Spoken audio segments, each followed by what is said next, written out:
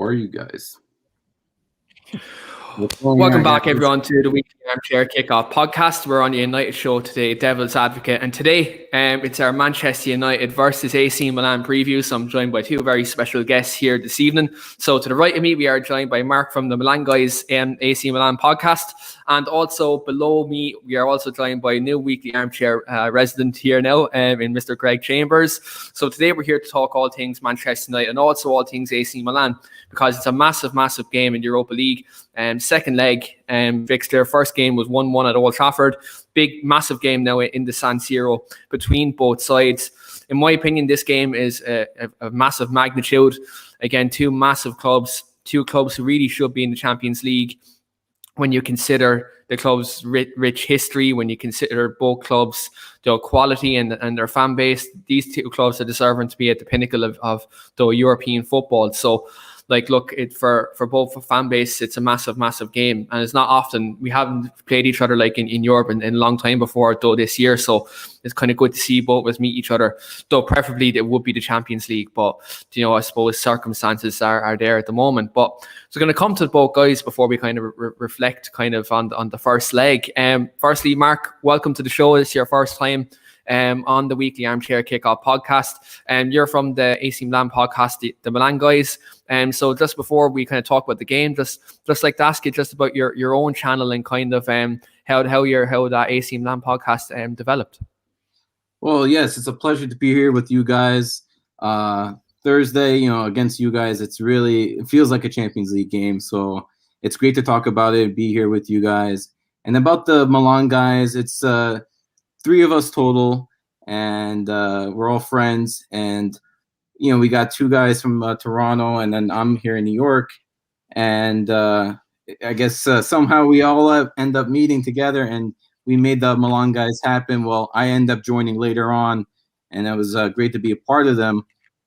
And we just really have a strong passion for the team, for the culture of the team, and we love to just grow the team even more, bring fans together, and just inspire fans to continue to support and just show that passion. Yeah, and it's good that the fact that you have your own platform to kind of bring fans together and talk about the club, because you see it across all clubs, whether it's clubs in England or the clubs across the world. It's kind of good to get that fan interaction, especially during these times. We were just talking off camera for a couple of minutes just about COVID and kind of how we all haven't gone to games in such a long time, and to kind of how weird it is that it's nearly over a year that all of us have got to a football ground.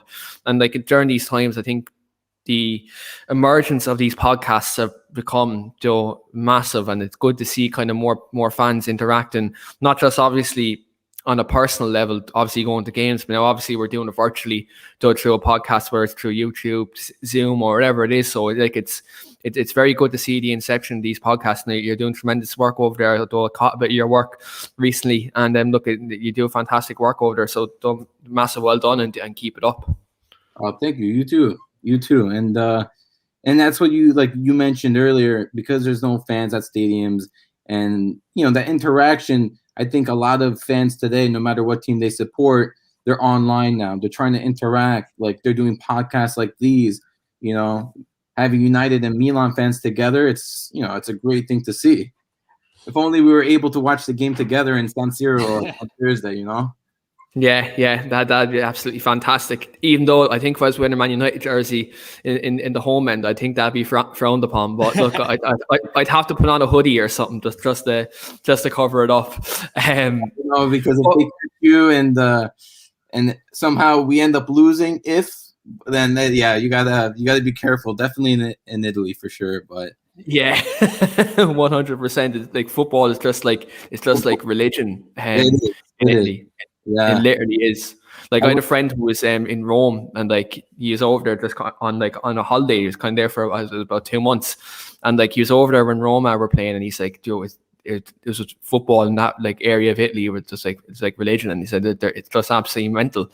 But wherever you go in the world, there's always parts of the world where football is kind of the bee's knees of every part of that world, so that country. So yeah, I can completely understand where you're coming from in that respect. But The reason why we're here, guys, is obviously to talk about Manchester United versus AC Milan. Do you know, when the draw was made for this round, though people dubbed this as this game should have been the final, that these two teams should be the two teams in the final. Like in terms of the Europa League, they're the two biggest teams in the Europa League. I think we can both sets of fans here can agree that in terms of history, in terms of success, Manchester United and AC Milan, definitely the two biggest teams in the competition. So when this draw was made, me personally, I was nervous because obviously Zlatan Ibrahimovic coming up against his former club.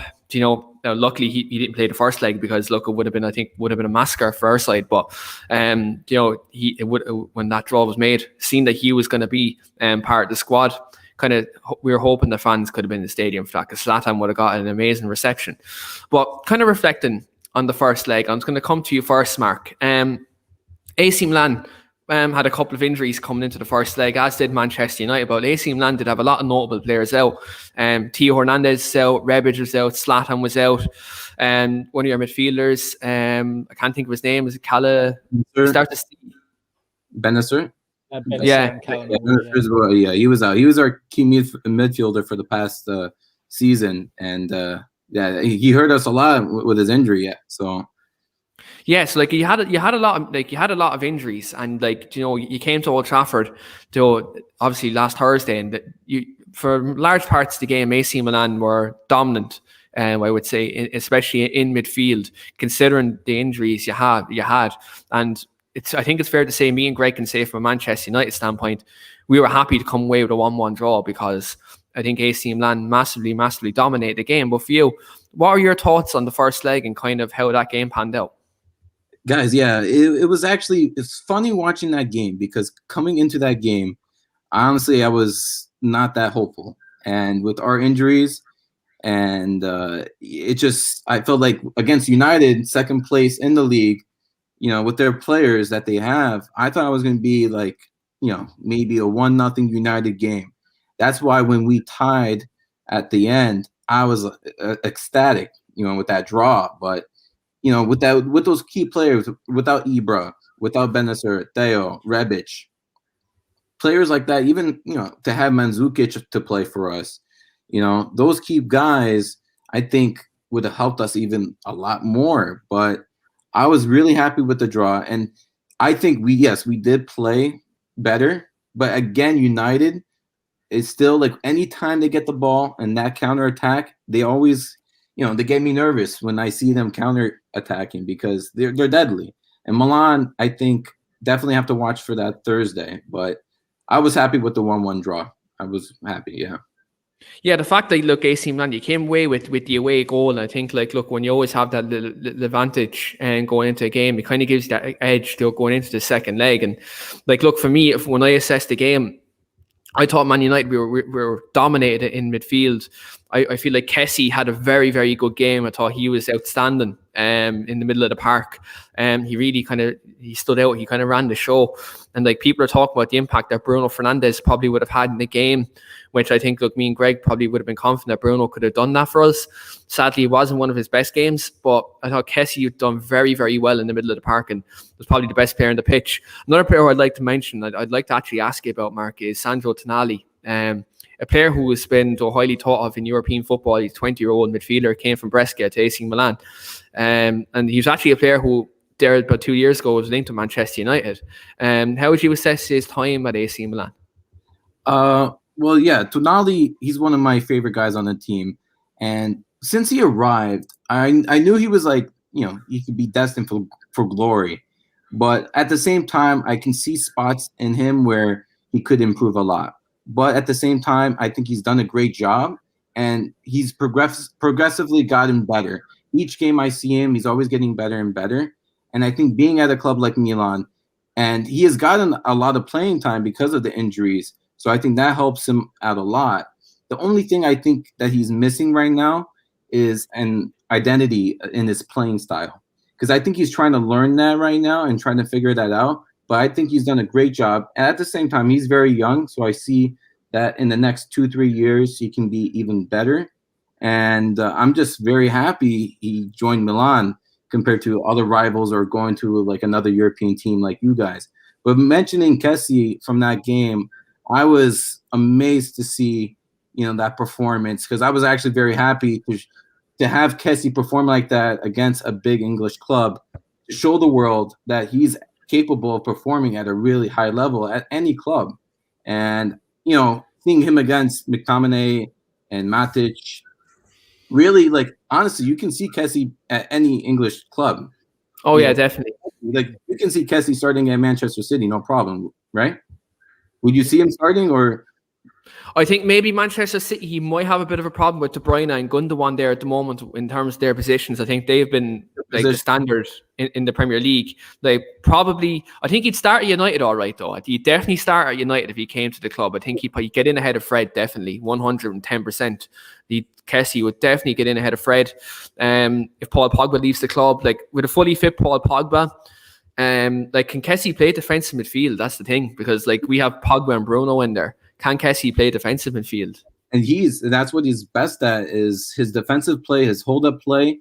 I improve a lot in the final third. He is getting better, but his defensively and play is just incredible. And now, honestly, just to say, if he did, which I don't think will happen, but if he did join United, having Kessie, Pogba, and Bruno together, that would cause a really big problem for other English clubs, for sure. Yeah, I think that'd be a good midfield, and obviously, we all from a Manchester United standpoint, it looks like Paul Pogba may be leaving the club in the summer. I'm a huge advocate for keeping him at the club. I think he's a fantastic footballer, and he's on his day, he's quality. But it's just obviously his agent Mino Raiola is something else, isn't he? He's. Oh, forget it. When you're with that guy, you're going to be going in circles with Raiola. Yeah, that's the thing. I think what you're getting with Mino Raiola. I think that's massive problem. But Greg, I'm just going to come to you with regards to the game, because obviously, like AC Milan, we had a lot of first team players out too. We're missing Paul Pogba, Edison Cavani, Donny van de Beek, Juan Mata, players who probably would have featured in the previous game. And for us, I think we were devoid of creating chances because of that. We tried to play on the counter attack, and it didn't really work out for us. And I know we got the goal, and it was a lucky kind of goal that we got in that regard. And obviously, look, we conceded kind of late on, but I think we got no more what we deserved considering our performance. I thought we were second best on the day. I know we spoke about this game already last week, but kind of looking back a week later, and obviously we're coming closer to the game now. How would you overall assess that game, because you've had time to think about it? Yeah, and I think at first, when obviously you concede a goal that late, the first thing is, that's rubbish. The result's a rubbish result. But going back, rewatching the game and seeing just how poor Man United were and how good AC Milan were, how good they kept the ball in the center of the park, as well. And more, what annoyed me sort of over the last few days with it is just the performance. Especially if you look at the performance that we put in following that at West Ham. At points we were much better, but it seemed like complacency on the rewatch, watching it again.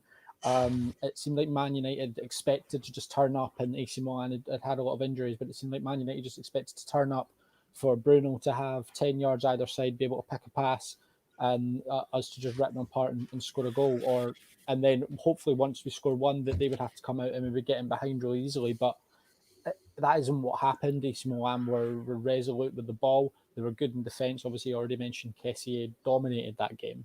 But I thought Man United, in terms of their performance, if we perform like that again, there's absolutely no doubt that AC Milan are going through. Because it just seemed like complacency. It was lethargic. There was no running. Obviously, part of that has to come down to we were missing players as well. We've not had Pogba for a little while. We've not had Cavani, so we didn't have that talisman. We didn't have Rashford, who I thought was a massive miss, because even when Rashford's there, he's at least making the runs in behind. I thought he was a massive miss. Yeah, and it just, everything was bottlenecked down the centre to give it to Bruno to then have to play a chipped ball over the top, because there was no one really taking hold of the game down the line and really try to dominate it from the wings. We probably that Kessie goal probably should have stood anyway. So we were lucky. That wasn't a handball. Under no stretch of the imagination as a handball, and the fact it went to VAR as well, and they still gave it as a handball. I don't think that's ridiculous. I think we got off lightly there. We definitely did. You guys mentioned that, because I was going to ask you guys about that, and it just baffles me how the ref was right behind both Kessie when he got the ball, and I think Maguire was in front of Kessie. And what was great was none of the United players had any reaction saying it was like a handball. Because when there's a handball, players have a reaction to it, saying, "Oh, there's a handball, ref, call it." You know what I mean? So none of the United players said anything, and the ref was right behind Kessie. And the fact that they even the ref was waiting for a call from VAR, it was just ridiculous how they said no goal. Like a goal like that has to stand. Beautiful goal. It touched his thigh. From his thigh, he just waited for the right ball to bounce, and then he shot it. But I think if that was the case, if we scored 2 goals at Old Trafford, I think Thursday would. Yeah, absolutely. No, I agree with you. It should never have. I think there's an over-reliance on VAR. Although it is better in Europe, it tends to be what I've seen of Serie A and other leagues around Europe. The use of VAR seems to be a lot better than it does in England, and especially in the Premier League. But yeah, I don't know why that went to VAR. There was, as I say, there was no claim from any Man United player that thought it should have been a handball or anything like that. I think once it went to VAR, the pressure was on the VAR official to make a decision at that point. Because once they were checking for something, the minute they showed it, there was just pressure. There was just added pressure. And that's not what VAR's there for. VAR's for a clear and obvious error. They obviously check every goal anyway, so they micro-analyse every goal. It probably should have stood. Obviously, from a Man United point of view, I'm quite happy it didn't, because I agree with you. If we were going into this with you guys having 2 away goals, even if we had 1 goal, I don't fancy our chances. I'm already nervous as it is, and it's only Tuesday, so I couldn't imagine how I felt if we were down in another away goal. Well, what I seen from you guys as well, you guys had great chances. Maguire could have made it 2-0 for you guys easily. I don't know how he missed that, but it still amazes me. And even James, he was over there. Calabria, I have to say, he was slacking. He thought he was offsides, but he missed a clear open net. So I was surprised. Those 2 opportunities, I thought you guys had it, but we were lucky. Yeah, and I think that comes back to the complacency. Like I think on another day where Man United go in and there's a bit more energy, those chances are put away. Maybe not Maguire. Maguire's is a freak. Whether that goes in or not, like he's going to score that 99 times out of 100. It just happened to hit his shin and hit the post. But I think the James one, I think if we'd approached it in a better way and then it wasn't so it felt really snatch and grab when we got that first goal. If that falls to Rashford, I think he puts that in the back of the net. If Rashford's playing that game instead of James, that goes in. I think definitely 100%. I think Martial as well. I think he buries that as well. I just think James, he maybe didn't expect it to come all the way through, but I think just the way Man United approached it, they sleepwalked through the game and managed to come out with a 1-1 draw. So it wasn't a great watch, but I think if Man United start on the front foot, then we could have a genuinely good game on Thursday, and I hope we do. Yeah, absolutely. And just kind of coming to Thursday's game, obviously, look, both teams have a lot of players coming back from injury. I was watching Sky Sports News today, and it says Zlatan Ibrahimovic is not only back today, but he's also going to be available, for Thursday. And also he's announced in the Sweden squad, so he's coming out of international retirement as well. So there's been all news around Zlatan today. But looking at the game Thursday, obviously, both teams have a lot of players coming back from injury. United have Cavani, the Donny back, Pogba back. Well, they're saying Pogba's 50-50, probably for the bench. So David De Gea back, Donny van de Beek back. So a lot of first-team players coming back into the squad. Then obviously AC Milan, Rebic came back the weekend. Zlatan is available. They have a lot more players available too. Yeah. So kind of looking into this, looking at kind of both sets of teams, do they have a pose for confidence now? Kind of looking at this game, because considering you look at AC Milan, they're at home, they're in the San Siro. Though Man United, previously we went to the San Siro and we haven't had much success. But on the flip side of things now, we look at Manchester United's away form in the Premier League. We're the best away team in the league. We've also went to Paris this year and we've beaten PSG away. We've got results in Europe, away from home in the past. So it's like when you look at both teams have every right to be confident coming into this game, because you look at the injuries coming back and you look at Milan at home, they're usually very good at the San Siro, and you look at Manchester United, from our away record and obviously our injuries coming back, especially Paul Pogba, if he's fully fit, then I think we've every chance of winning this game. But I'm going to come to you first, Mark. Like, when you look at your injuries, obviously load of key players, especially in attacking areas. Are you confident going into Thursday's game, considering you're the home team and the fact that you have the injuries back? Well, having those guys back, it gives me a lot more confidence than the first leg. And having Ibra, Rebic, Salamakers is going to play. We're going to have Hakan and Benacer. I don't think he's going to start. I think Miete is going to start. But, also having Theo as our left back. And the only question still, which is, they're going to try to figure out by Thursday if our right back Calabria is going to play or not. But pretty much our center backs are going to stay the same. Kessie's going to be there. But I think Miete is going to get the start, though. That's my feeling over Benacer and Tonali. If anything, Tonali and Benacer might come in the second half. But I was really impressed from that first leg with Kessie and Miete together. I think that's going to stick. But having Ibra, anytime Ibra's playing, my confidence just shoots up. So he does change the team a lot. Yeah, I think Zlatan is an X factor coming into this game. We have a comment in here from Michelle. She says Forza Milan, so we have an AC Milan supporter in the house along here with Mark here today. But like Zlatan, I think even when he was at United, like, he's that X factor. He can just give you that moment of brilliance within a couple of seconds. Like, he's such an alpha male up front. Like, he's such a leader, and he's world class. Like, his movement off the ball. Like, I've seen him play a couple of times at Old Trafford, and like, when you look at Zlatan's work, not even so much on the ball but off it, like, people don't notice like how he goes into them positions seamlessly. He's that good. And like, look, if you give him an ounce of space within a 35-yard radius, they'll be prepared for a shot, because like his shooting ability is off the charts. Like, he's unbelievable. So I think it's important for United, especially with our injuries, that our centre backs, who we start as centre back, is very important. I think, like, Greg, would you maybe look at this and say yourself, Eric Bailly has to start this game considering Zlatan's playing?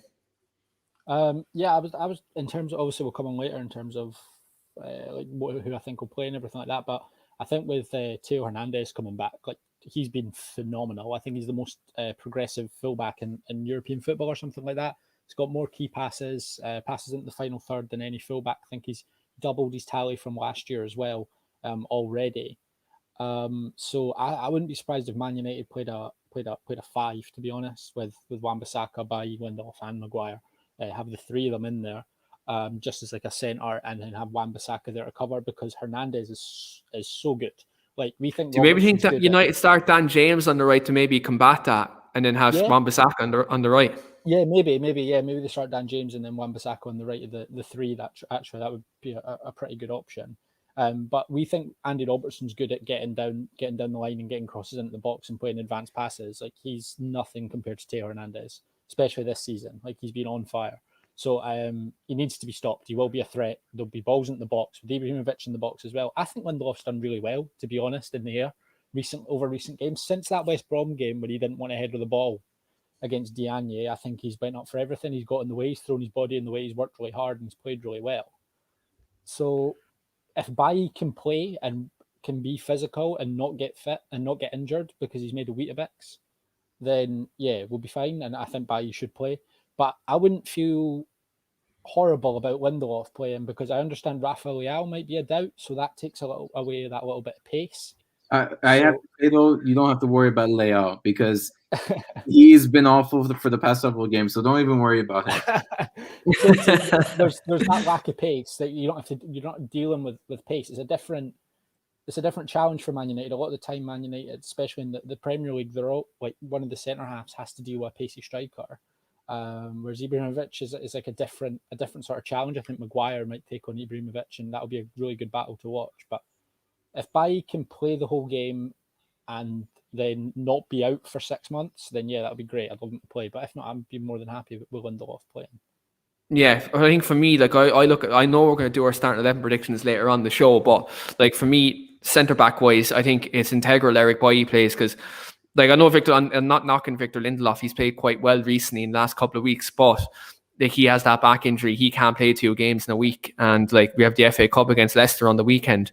So like we have to manage our players. Like we've the run in as well in the Premier League. So like you have to manage your squad. I think in squad management is very, very important. And I think for me, Victor plays on Sunday and you play Eric Boy in there because he's very good in the air as well, and also he has pace, and he'll play that right side centre back role.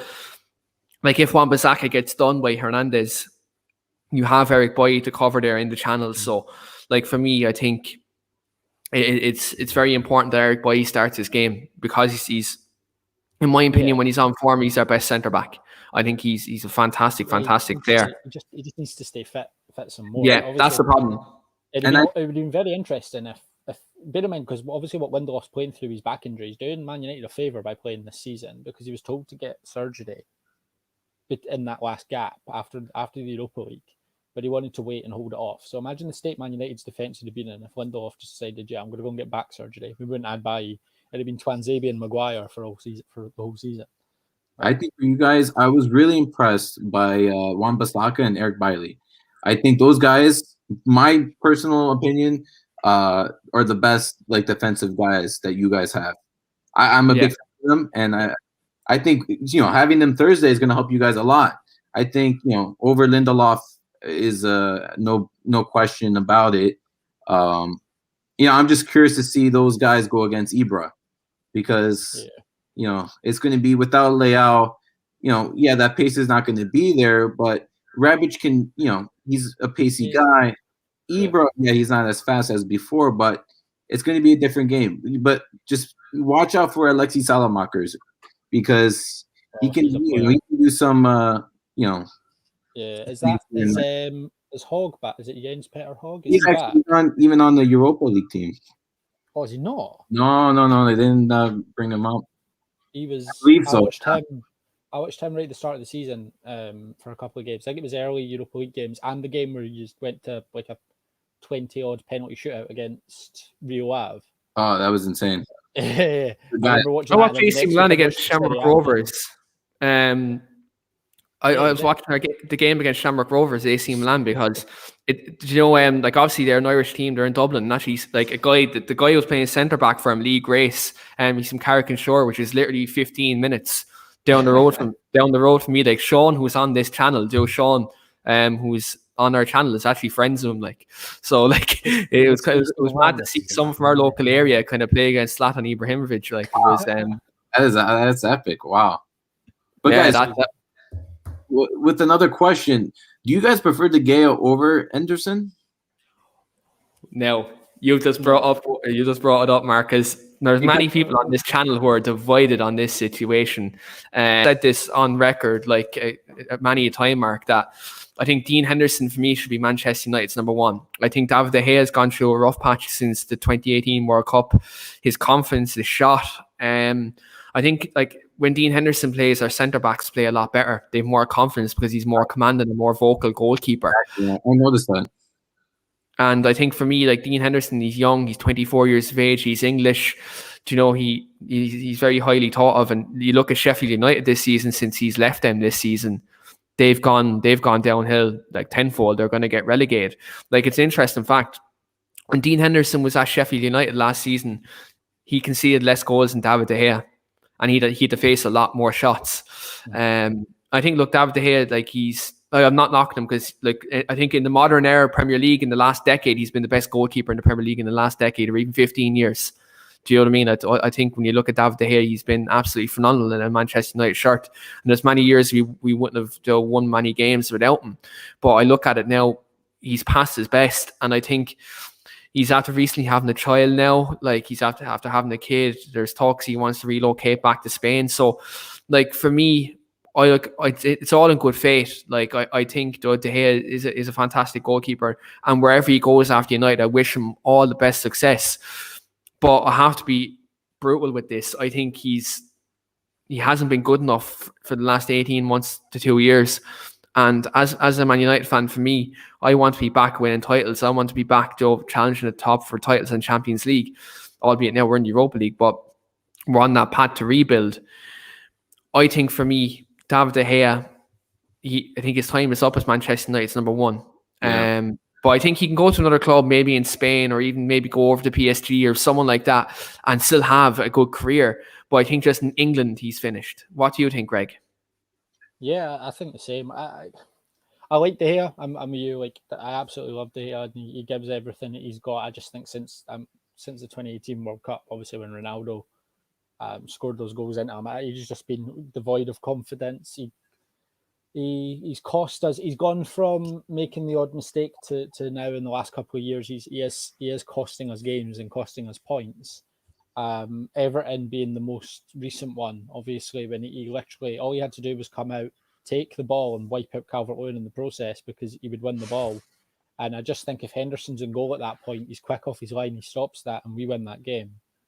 And I agree with you. Like, everyone in that whole back four just looks so much more confident when Henderson's there because he's shouting all the time. He's moving around in his box as well to pick up pass backs, whereas De Gea is very much inside his 6-yard box the whole time, waiting on the ball to drop. Whereas Henderson will come out, he'll come and head it, he'll kick it long, he'll come really wide out for a pass back. He's just a lot more vocal, and he brings great confidence to that back four. I like De Gea. I don't think, unlike most Man United fans who think it's going to be a problem to get him off the wage bill, I don't. Like, we got rid of Sanchez, who was on more. I think it'll be fine. I think it'll probably be a loan move to start with, and then it'll be X amount of compensation to let him go and play in Spain. I think that's probably what will happen. But yeah, I'm in agreement with you. I think Henderson should be our number one. And I've caught some games of yours, and I've seen Henderson play for you. And like you said, it's just the past 2 years, the guy has not been there. And I see the mistakes that he has done. And at the level that United want to get at to compete in the Champions League and go far in it, to compete, to win the English Premier League, they need a solid goalkeeper. And I think Henderson's the guy for the future. As much as De Gea was fantastic for you guys for the past 10 years, I just think, it comes to any player, anytime, it comes in their career where they got to move on. Either, you're able to retire at the club, which is very fortunate, but sometimes, most of the cases, it doesn't happen. So I think, with his family in Spain, I think the best option is in Spain for him. But Henderson's definitely, he should be the goalkeeper for the future for you guys. I like him a lot. I think he has the potential to be even better. So. Yeah, I think this Henderson's ceiling is very, very high, and I think when you look at his command and presence, he's vocal, and he does something that David De Gea doesn't do, and it come out off his line. I love that he does that. He puts his body on the line. Now, look, the only bit of criticism I have, he tried to make the Hollywood save for Milan's equaliser. I think he could have done a lot better with that. Look, I'm not going to go in on him because he's been very good since he's come in. I'm really behind him in terms of staying in United's team. But David De Gea, all he does have an affection for David De Gea. That's very known. Ollie really likes him, really rates him. But I think Ollie is a very big decision to make this summer. I think this, obviously for the rest of the season, we're probably going to be chopping and changing goalkeepers because we've so many games. But Ollie has a massive decision to make because next season is where he's going to be judged. Next season, when you look at Ollie's rebuild at Manchester United, this summer we're going to probably get a couple of players in, and Man United are going to be expected to challenge for the title next season. That's going to be the expectation of the fan base next season, that we want a title challenge or at least more progress. So Ollie has a very big decision to make this summer in terms of his goalkeeping decision, and obviously centre-backs as well, but I'm not going to get into that because we could be here for the night talking about United centre-backs and how bad we've been defensively this season for large parts. But look, I have to say that the goalkeeping situation is a massive, massive decision he has to make this summer, and it'd be interesting to see kind of where he goes at that. But kind of looking at the next part of the show is, obviously we talked about at the start the saying both Manchester United and AC Milan are two massive clubs in Europe, and arguably when you look at the top 5 biggest clubs in Europe, they're right up there. But I'm just going to come to Mark firstly on this, because obviously AC Milan, they were a juggernaut of European football, and in terms of Italy, they were massively, massively successful in winning titles, challenging Champions Leagues, and being a juggernaut of Italian football. But obviously, they've had a similar fall to Manchester United in terms of dropping down the league, dropping out the top 4 in Italy, and they've kind of endured a kind of a difficult kind of decade almost. obviously you're on the way back up now, and you seem to be, but you're back in the midst of things in terms of the title race in Italy and playing well in Europa League this season. How are you feeling about your transitional period at the moment, and do you think, Joe, you're going in the right direction? It's a great question, and it's a lot that comes into play in this because, like you said, the past several years, it's as a Milanista, we suffered a lot, and I know that United was in a similar situation. Not having the two big devils perform at top level, it's bad for the soccer world, football world, and now I think the last summer, I think we did a great decision by keeping Pioli. And, there was talks about Ranić coming in, and it was in the Milanista, world, it was kind of split. People wanted Pioli, people wanted Ranić. And I was for Pioli to stay because I was very happy with Pioli, what he did from 2020. We went on an unbeaten run. I think it was after like March once, COVID, the soccer after COVID happened again. And I was really impressed. I said, why change things if things are great? So we stuck with Pioli, and the season started off well. All of a sudden now 2021 came about, and, with the injuries coming in play, and we've been suffering. We were in first place for a majority of the season. Now dropping first place 9 points from Inter is really disappointing. And I think our main goal, listen, you know what? It kind of gets me, I was upset because we lost to Inter, but the main goal was top 4. We have to get top 4 because being in first for, I think, over 5 months made Milanisti kind of just want to Scudetto and dream about it and dream. But in reality, it made a lot of Milanisti dream so much that in reality, we're not at that level yet. And I think top 4, we will be lucky to get top 4 because in our form right now in the league, it's shaky. We lost to Napoli over the weekend. That's a big loss. But I think, Thursday determines a lot for Milan. Because if we advance Thursday, we're going to focus on the Europa League while trying to maintain top 4 in the league. So it's going to be hard. But I think if we lose Thursday, I think, they're going to have more time in the league to focus, and it's going to be better for them. But I say if we beat United, why not go for it all? So I think Milan have a lot on their hands. So Thursday will determine a lot. I just think top 4 has to be the key. Because even if we come in 6th place, but we win Europa, I'm happy. But the main thing is making Champions League. We need to make Champions League no matter what. Yeah, absolutely. I think like Rach is in the house. Hello, Rach. Rach is part of our Three Devils and a Gooner show. Shout out to Rach if you missed last night's show. Do check it out on the Weekly Armchair Kickoff podcast YouTube channel. And it's a very good show.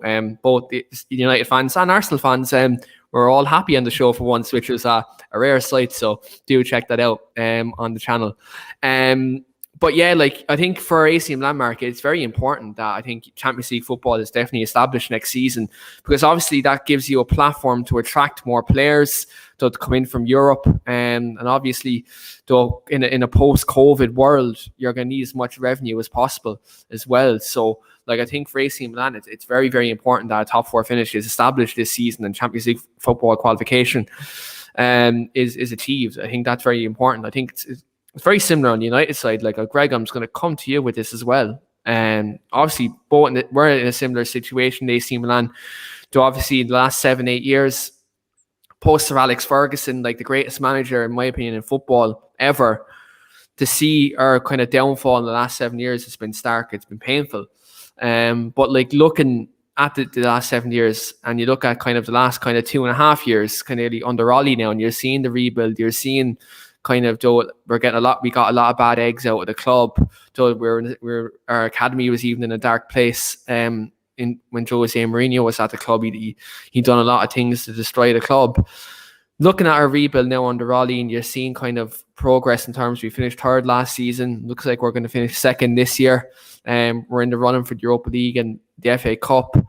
How are you feeling about United's transitional period? And do you think we're going in the right direction? Because there's many Manchester United fans out there who think we're not going in the right direction and think, though Ollie's not the man for the job, whether you're Ollie in or Ollie out, it doesn't really matter. But in terms of the overall direction of the club, are you happy with where we're going?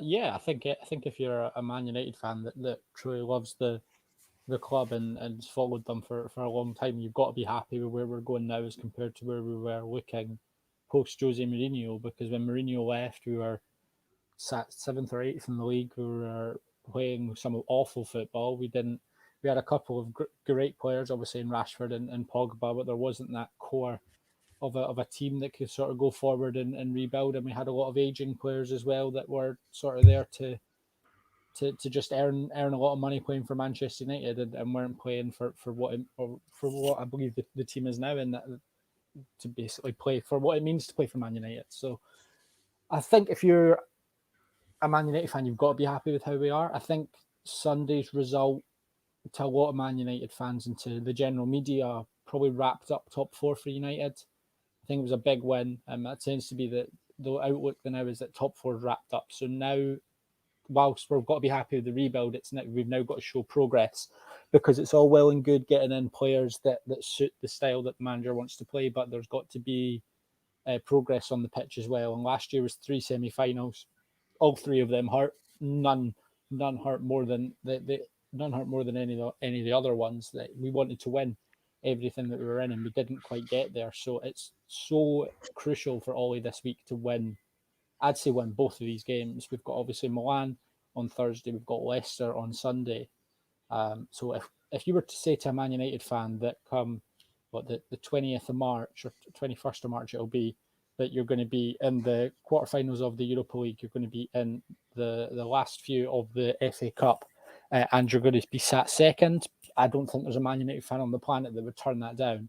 And there's always going to be unrealistic expectations that people that want us to bring in 8 different players every window and sit top of the league, and that's just not how rebuilds work. And we knew it was going to be long and difficult. We knew it was going to be hard once Sir Alex left. I don't think anyone was expected it to be this hard, and I don't think any Man United fan expected Ole Gunnar Solskjaer to be the manager at any point, never mind the one that showed a bit of light at the end of the tunnel. So I think you've got to be happy with how the rebuild's going, but I think this week is so crucial to where it goes now, because if we were to lose both these games, then you've seriously got to be looking and be like, well, what's the next step? Because we need Champions League football, which we should get from finishing second.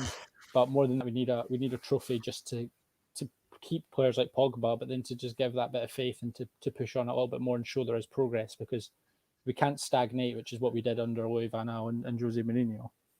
Yeah, look, I think it's very, very important like we show progress this season. And nearly just what's after popping up on the right hand side of me here is training pictures for Thursday's game, and Pogba, Van de Beek and Cavani are all in training and all in contact training, which is absolutely fantastic. That's positive from our perspective, I suppose. Probably not so positive for Mark to see that Pogba is back. But do you guys think he's hurt? I don't know if he'd be on the bench, I'd say. But Cavani and Van de Beek would probably start, I'd say. Definitely, I'd say Cavani will definitely start 100%. I think we need a striker, definitely to play. But like kind of reflecting on the rebuild side of things, you know, like I look at it and I'd say it's for Ollie to show progress. Obviously, cement that second place. Not only just cement that second place, we'll finish a couple of points ahead of the third place, whether that's Leicester or Chelsea or whoever may slip into that top 4, or even West Ham, because West Ham have a chance still.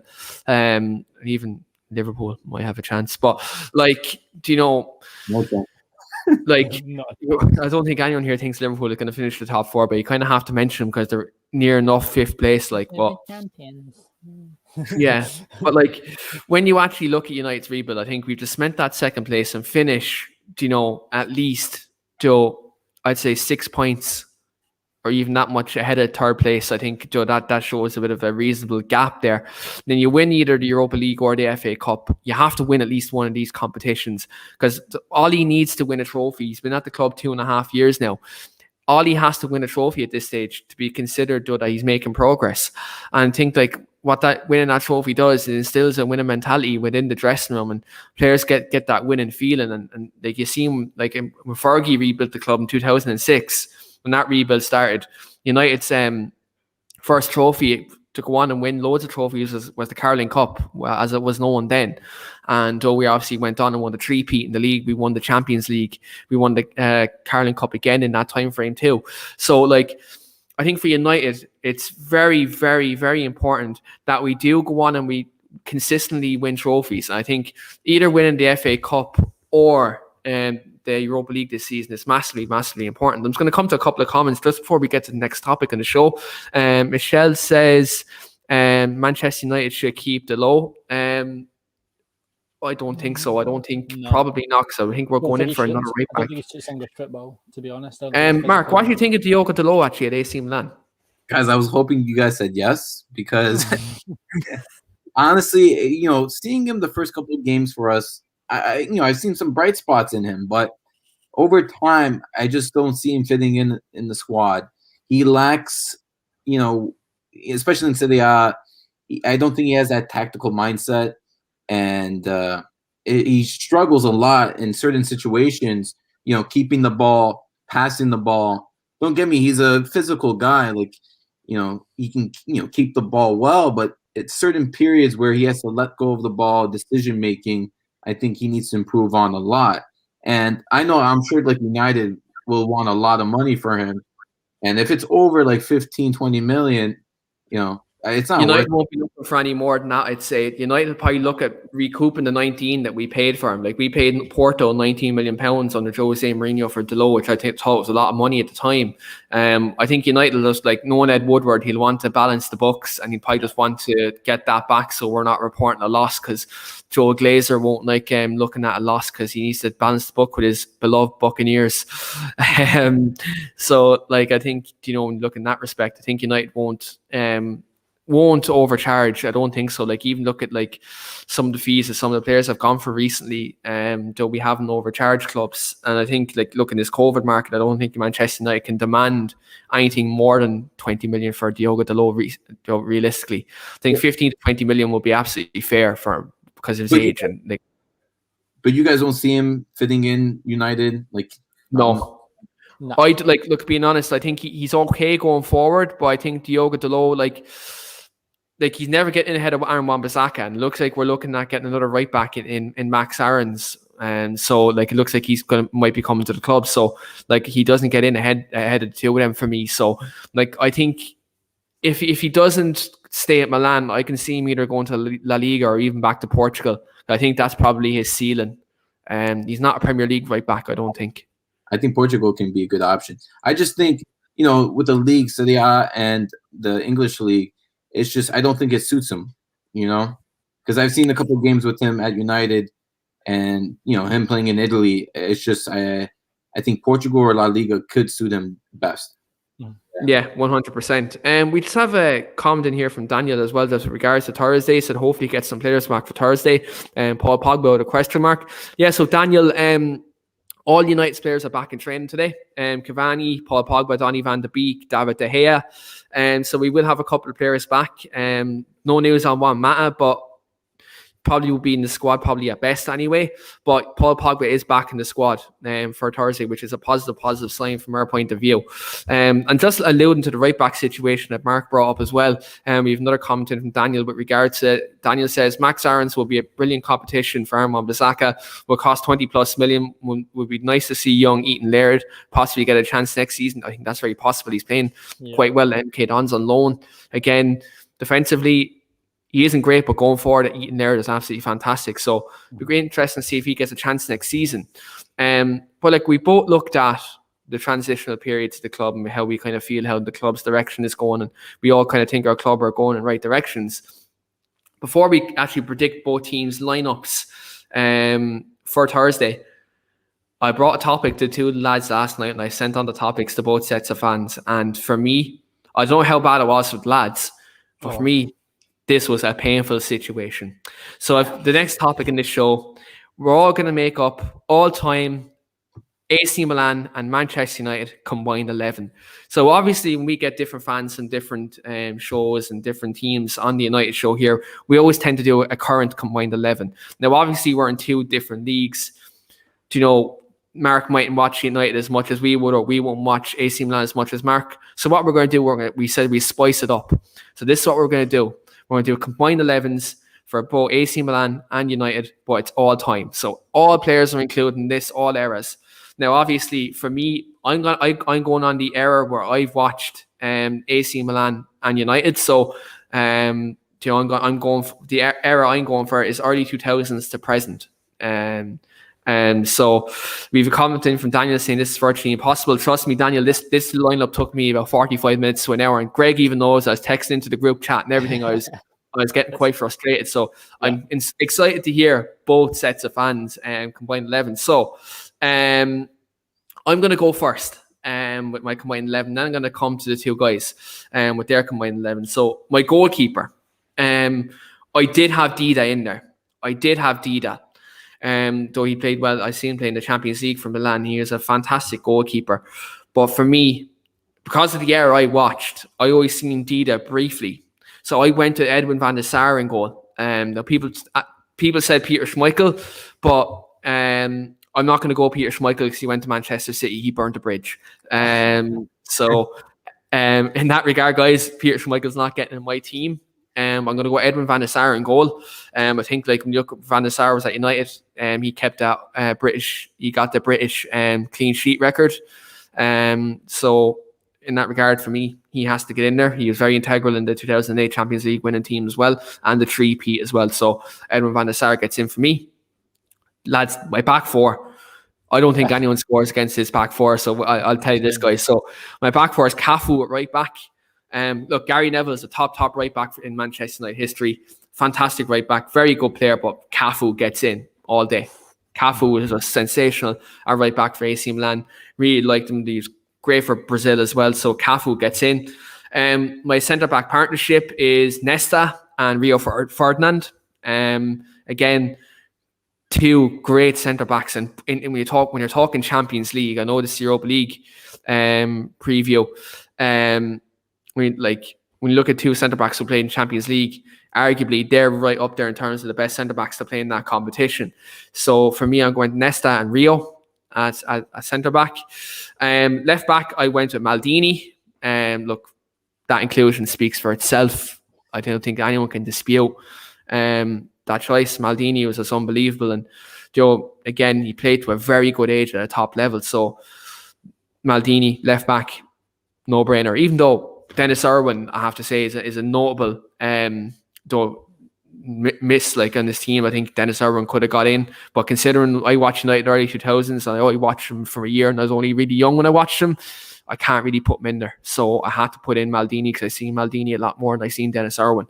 Now, my midfield, this was the toughest part of my combined 11 because I know I'm leaving players out that I really like from both sides. So first midfield player that gets in there, I don't know if both guys agree here, but Kaka gets into this team. Kaka in 2007 single-handedly knocked Manchester United out of the Champions League. His performance at Old Trafford and his performance at San Siro over them two legs was sensational. Kaka also won Ballon d'Or that year. He was unbelievable. And just, it's a shame he went to Real Madrid because he was such a good player. He was world-class. You should have stayed, I know. But where do you put him in the midfield? So I have him in midfield. He's kind of the number 10, but I wanted to put him in first because he's obviously the most notable inclusion in this team in terms of Ballon d'Or winners in midfield. I'm really sorry, Mark. Andrea Pirlo misses out. I'm really sorry. I have to apologise. Andrea Pirlo misses out. The only reason being is my other two midfielders are Roy Keane and Paul Scholes. I knew it. Like for me, I was named after Roy Keane, so I think a little bias kind of is in there, but his overall leadership in midfield and how he single-handedly won games for Manchester United, and growing up watching United and seeing his leadership on the pitch, and he could do absolutely everything. He could pass, he could shoot, he could score, he could sit in front of the centre halves, he could break up play. He was literally that good. He was world class, and he came from my country in Ireland, so I think that kind of that for me gets him in there. Paul Scholes, he could do anything with football. I think him and Pirlo are very similar in terms of the way they play, in terms of how they pick out a pass, in terms of long range shooting, in terms of dictating the pace of a football game. And I think I was probably biased by leaving Pirlo out. I probably could have put Kaká into my front three. But for me, Paul Scholes, he retired from football, came back and won a Premier League before Steven Gerrard did. So, and Steven Gerrard will never win a Premier League title. So for me, he has to get in there. But Pirlo is a honourable mention. And look, on another day, I actually had Pirlo in my team originally, but I had to find a place for Roy Keane. So that's where I had to put him in.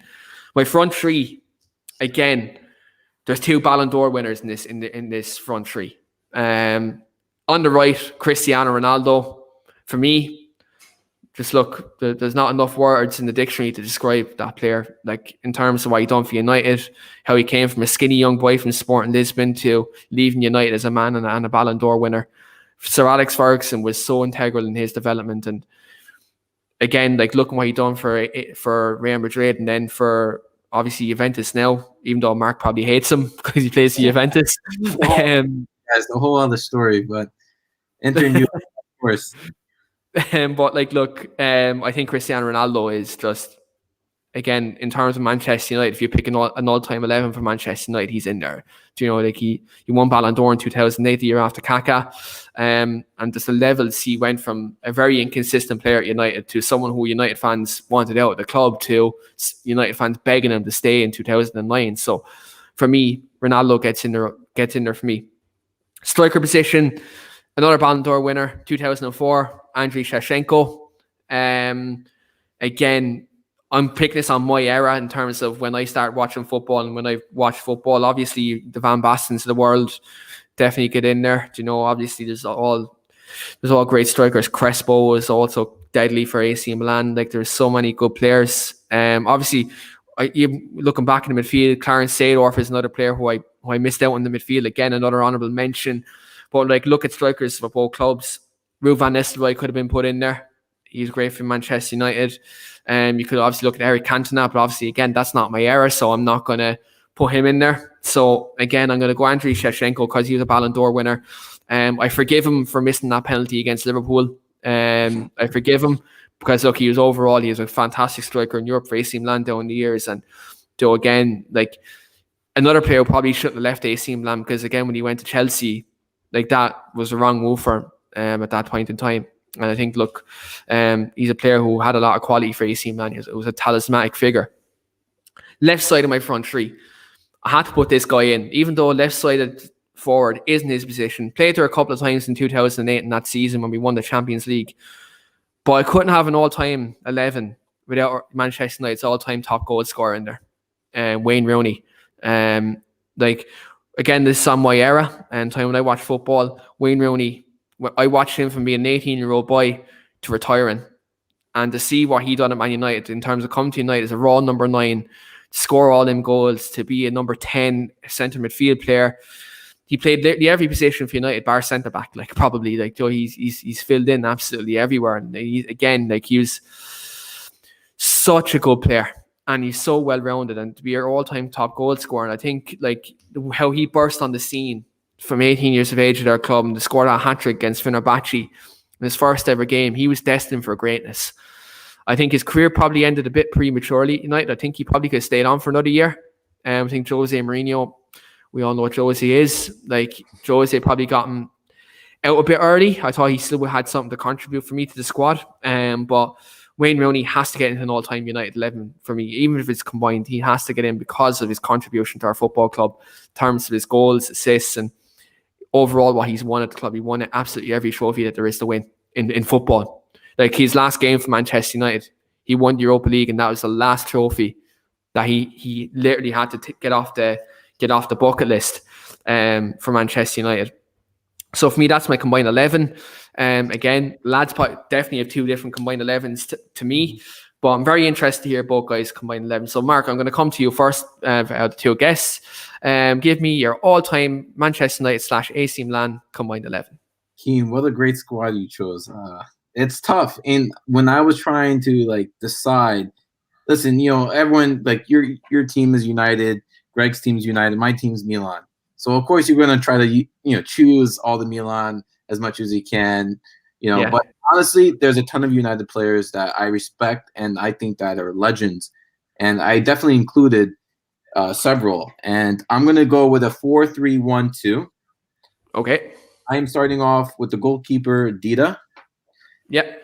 I was debating on Donnarumma, but as much as I love Donnarumma, he's still playing for Milan. So I said, you know what, that topic will come when when he's done, retired. Yeah.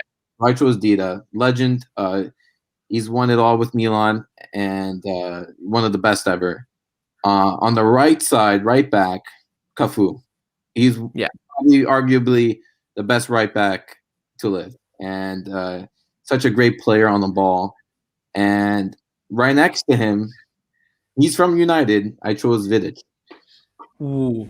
Yeah, many United fans would definitely choose that too. And Nemanja Vidic was such an influential figure at the club. And I was debating Rio or Vidic, and it was tough for me because I like Rio a lot.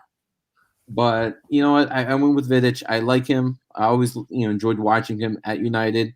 Him and Rio together formed a phenomenal partnership, and that's what center backs rely on. They have to rely on the other center back to have a solid defense. So I think Vidic is there for me for sure. And then right next to him, the man himself, Nesta. Slide tackle god. He's one of my favorite defenders to live. So Nesta and his buddy right next to him, Maldini. So out of the whole defense, including the goalkeeper, 4 and 1 United. So honestly, it's tough because you guys had plenty of right backs and left backs that were phenomenal. But yeah, like Patrice, like none of us even mentioned Patrice Evra, who is unbelievable at United. But again, like we look at Maldini, there's no question about it. Like Maldini gets it all day. Level, like he's that GOAT team. You know what I mean? He's up the best of the best. So Maldini, I love him, and it got tricky now midfield, and now it's tough, and that's the problem because so many great midfielders played for both teams. But Keane, you know what? You chose Scholes, and I chose Pirlo. So as much as they're so similar. But because Pirlo for me growing up, he's what made me fall in love with the game itself. Growing up, seeing Pirlo, how he was, because a lot of people forget he spent majority of his career over 10 years at Milan. So a lot of people just remember his last 4 years at Juve. But those times at Milan, those 10 years, I think almost 11, it was unbelievable. So Pirlo as the maestro of the team. Right next to him will be Gullit. I'm going way back now. One of the best ever. Complete midfielder. That Dutch dynasty that they created, Gullit, right guard, Van Basten, he was part of that. Phenomenal player for the Milan era and for world soccer itself during that time. And I chose a United player. I'm sure you guys can guess this. Played for both teams. And I'm sure you guys can figure out one of the really top free kick scorer out there. Beckham. Beckham. So I always liked Beckham. He's actually probably my favorite English player. A lot of respect for him. Would I consider him like Scholes level? It's hard to say because Beckham, he's a different player. But he was a winger, but like he could play in midfield as well. His range of passing was really good and was very underrated. But like I think if you're talking his time at United, he was a winger. When he left United, he kind of at Madrid he played at a wing, but when he went to LA Galaxy and then played for AC Milan and PSG, he kind of drifted into kind of a more central role. So I can understand though exactly why he's in your midfield three. Well, exactly, and he started as a winger. He's very versatile, and which I like him a lot about. And his passing range is key. So that's my 3 guys there, and then right there as the CAM, I chose Rooney. And like you mentioned, Rooney, what he's done for United, all those goals, assists. I really enjoyed watching him, not just for the goals, but the assists that he did, like off the ball. What he did for United was phenomenal. And that's what helped United so much, to be successful. So I really enjoyed Rooney. I think he's one of the best for you guys. So Rooney's there for me. And my two strikers, I have Sheva, the Ukrainian god, and CR7. So, with Ronaldo, that's whole story, a kid going to United and what he did at United was just unbelievable. So, it's a good team, but it's just so hard to choose. But I really enjoyed Ronaldo. Sheva's one of my favorites. So, honestly, listen, if any team had to go against Keane's or my team, like, forget it. Yeah, you may as well call it off. Like, do you know what I mean? The two midfields and the defense. I don't think any team is scoring against both of our defenses. Really, to be fair, like the Manjovic and Nesta at centre back. Like, imagine going for a corner, them two guys. Jesus Christ! Yeah, like it'd be terrifying. But Greg, before we get to start 11 predictions, just briefly give us your combined 11. Yeah, so I don't know how old you guys are exactly, but I feel like you've had I feel like every time I come on this podcast, I'm a little bit of the baby. So I don't. I'm 24, so I'm that. Oh, maybe not then. Maybe not then. I'm only 22. But I just had I was just when I was going through it, I was like, when I was originally looking at the team, I was like, I don't think I'm giving that AC Milan team enough credit, the great one. So I recruited a bit of help from my dad, and this is the team that we came up with. So we've got Schmeichel in goal, and then with a back four of Cafu, Nesta, Rio, and Maldini. At back four, I think picks itself pretty much. Obviously, debating between Vidic and Rio, but I think Maldini is one of the best. Bar Sergio Ramos, like him and Sergio Ramos are probably two of the greatest defenders I've ever seen play the game. They were so good, and the fact Maldini was so good that he could play into obviously his late 30s because he was so far ahead of everyone else on the pitch. I'm again like Mark. I'm going with a 4-3-1-2. So my midfield three, I've got Paul Scholes. Picks itself, Man United legend, as you said, for my money, the greatest Premier League midfielder of all time. Ridiculously talented player. I've then got Ruud Gullit, who from what I've seen in terms of clips and things like that, he just made football look so easy. He just seemed to dominate games without even trying. And then I've got Kaká as well. Kaká, like you said, in that 2007 season where he won the Ballon d'Or, he was sort of the last one to win it before Messi and Ronaldo went like stratospheric with winning all the individual awards. So yeah, Kaká's got to be in there. And then I'll have Rooney in at the 10. Again, Rooney picks himself in this team. I think he's one of the greatest strikers ever. He's very much underappreciated, I think, and I think Man United fans, as it gets further away from what he's done, they're starting to appreciate just how good Wayne Rooney was. And then a front two, I've got Ronaldo, and then basically my dad said I wasn't allowed to have the team without this man because he says he's the single greatest finisher he's ever seen, and that was Marco van Basten. So yeah, that was my team. A few different changes, but like I said, there's so many players that miss out, like no one, like Frank Rijkaard and players like that just don't get into these teams. It's crazy. And your dad has good taste because it was tough because I could have chosen, either Ronaldo, and I wanted to choose Van Basten because he's, like your dad said, one of the greatest finish ever to live. Yeah, that's what he said. He was like, if you're making this team, like the first name in is Van Basten. Yeah, and that you build the rest of the team around him. So I'll go with that one. So yeah, like I said, I don't think anyone's beaten those three teams. Certainly not a combined 11 that I can think of. No, those three teams, because two historic teams, and like going back to that Dutch team with Rijkaard, Gullit, and Van Basten, what those guys did was just unbelievable. Like that trio right there created a dynasty. So I don't think you'll see like three players like that to build a dynasty in a long time, or who knows if that will ever happen again. But no, guys, great squads. Great squad. Absolutely. And look, again, I echo both what you say. When you look at both teams, like both sets, combined 11s, like there's loads of players who missed out. Like I said, like Seedorf, missed out there. Again, like there's so many players like who, even from a Manchester United and AC Milan standpoint, in attacking areas, there's so many players that we left out who we could be here today. Like Ryan Giggs, lads. Ryan Giggs didn't get one mention between three of us. Imagine that, like Ryan Giggs, the most decorated player in Man United's history, didn't get a mention. That is crazy. When you think about it. But looking obviously to heading up obviously back to Thursday, and just before we get to our score predictions, in terms of starting 11, obviously both sets of teams have a lot of players back. So when you look at it, it's a very, very big game for both sides. So I'm going to come to you first, Mark. Obviously AC Milan have a lot of players back. You play very well at Old Trafford. Will your manager have faith in the boys who played well at Old Trafford, or are these injuries coming straight back into the side? I think Thursday is going to be really positive. Coming back from a defeat from Napoli, I think the guys are fired up. And, having these key players back, I think we're going to have a solid performance. And do you want my prediction now or just your starting 11 prediction? Oh, my 11 then? For sure. Ibra starting. Alexis Salamakers, Rebic. I'm going with Hakan, Kessie, Miete.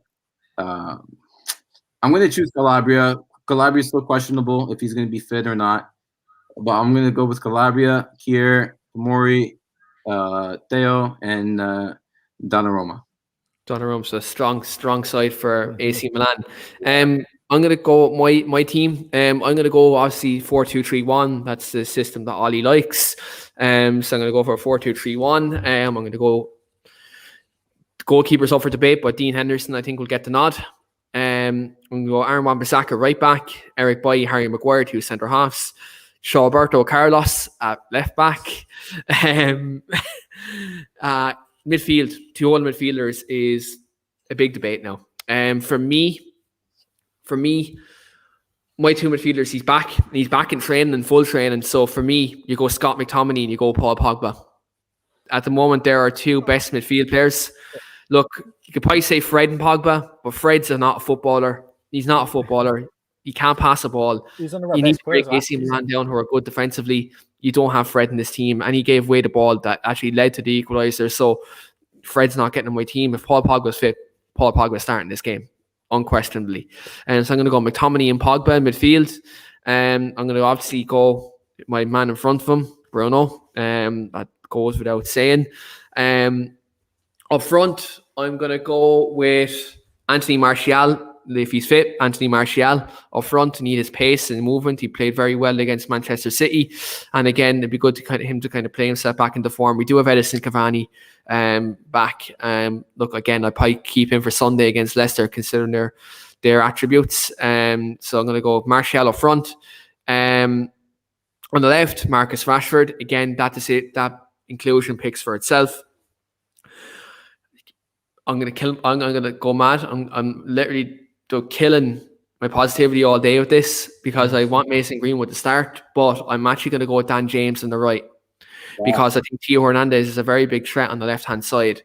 And for me, I think you need Dan James's work rate. And Dan James is actually playing well as of late. He played well on the right-hand side again the other night. So, look, I think Dan James starts on the right because it's a big game and Ollie can trust him. And if AC Milan are pushing up high being at home, no better man to have in the counter attack, especially like Pogba actually shredding in balls to him as well. Like I think he'll do well in that regard. So I'm gonna go. That's my team. Again, just to rattle it off quickly. Henderson, Wan-Bissaka, Bailly, Maguire, Luke Shaw, McTominay, Pogba, and then I'm gonna go Fernandez, James, Rashford, Martial. Obviously Greenwood and Cavani could get into the team, but for me, I think you bring Edison Cavani off the bench to give you something different in terms of his movement. I think Martial, his link-up play, we could actually deal with that on Thursday, especially Paul Pogba back as well. So that's the team I'm going to go with. Greg, what's your starting 11? So obviously what I predict is a lot different from what I want. I'd love Pogba to be starting, but I don't think he will. Our back four is the exact same. With Henderson in goal, Wan-Bissaka, Bailly, Maguire and Shaw. I think the midfield two will be Fred and McTominay. I can't see Pogba starting. He's been out since the start of February. It's been out a long time. I can't see him getting chucked in straight from the beginning in a big game like AC Milan. I think Bruno will play just in front as always. I think James will play on the right, Rashford on the left. I think Cavani will be through the middle just for that movement, a little bit more tactical nous up front as well. So That's what I think the team's going to be. I'd love Pogba to start, but I don't think he's going to be fit to play the 90 minutes. Yeah, I think, look, for me, I just want Paul Pogba to start this game just because, like, we need to take control in midfield. And you've seen how we got dominated in midfield by playing Fred and McTominay the last day. And if you play them again, it's probably going to be the same situation considering they've their injuries back. I think you have to play the big guns. You have to. Like, you look at RB Leipzig, we kept Paul Pogba on the bench and we brought him on with like 20 minutes to go. We can't have that situation again. I think you need to be playing your best players if they're fit. Every game is the biggest game. Like, the next game against Leicester, that's the biggest game. But like, winning Europa League is very important because not only obviously is it a trophy and instills the winning mentality, but in the Champions League next season, it puts us into pot one, which I think a lot of people are sleeping on. A lot of people are actually sleeping on that if you win the Europa League, it puts you into the pot one in the Champions League. So why in God's name would you not want to win this competition? Because it puts you, it not only gives you a trophy, but puts you in a very favourable position going into the Champions League next season. Considering, look at the group we got this year, I think we could avoid that situation if you win the Europa League. But look, it is what it is. But we're at the end of the show now, and we're just getting to my favourite part of the show, score predictions. Obviously, look, this is a massive game for both sides. Both teams have a lot of attacking flair. They're very good players in midfield. So I'm interested to hear everyone's score predictions on the show. So Greg, going to come to you first. We're going to go the opposite way around. And so Greg, coming to you first. How do you think it's going down? I think Man United have been defending really well recently.